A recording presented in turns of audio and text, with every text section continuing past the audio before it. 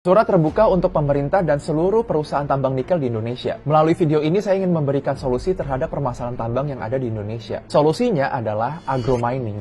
Selamat datang di Belajar Semenit. Di Indonesia itu masih banyak lahan bekas galian tambang yang ditinggalkan begitu aja. Dan biasanya tanah seperti ini akan bersifat infertil atau tidak subur. Setelah proses menambang, tanah ini akan memiliki kandungan logam yang tinggi dan akan bersifat toksik terhadap beberapa tanaman. Dan disinilah metode agromining bisa menjadi solusi. Jadi ada yang namanya tanaman hyperakumulator, yaitu jenis tanaman yang bisa tumbuh subur di tanah dengan kandungan logam yang tinggi. Dan tumbuhan ini bisa menyerap kandungan logam pada tanah yang bersifat toksik terhadap tumbuhan lain. Dan nantinya tanaman ini akan memiliki 25% kandungan nikel pada daun dan batangnya, atau 10 kali lipat lebih banyak daripada biji nikel yang biasa kita tambang. Dan karena tanaman ini menyerap logam yang bersifat toksik dari tanah, secara tidak langsung tanaman ini juga menjaga sumber mata air agar tidak dicemari oleh kandungan logam yang toksik, dan bisa membuat tanah menjadi subur kembali untuk ditanami tanaman lain. Dan kalau tanamannya udah cukup besar, kita bisa memanen tanamannya dan kita ekstrak kembali kandungan logam yang ada di tanamannya. Dan di Indonesia tuh sebenarnya udah ada loh beberapa tanaman yang memiliki sifat seperti ini. Jadi untuk seluruh stakeholder industri tambang yang ada di Indonesia, kalau memang tertarik dan ingin berdiskusi lebih lanjut, saya terbuka kok. Dan saya harap surat terbuka ini bisa nyampe ke telinga pemerintah.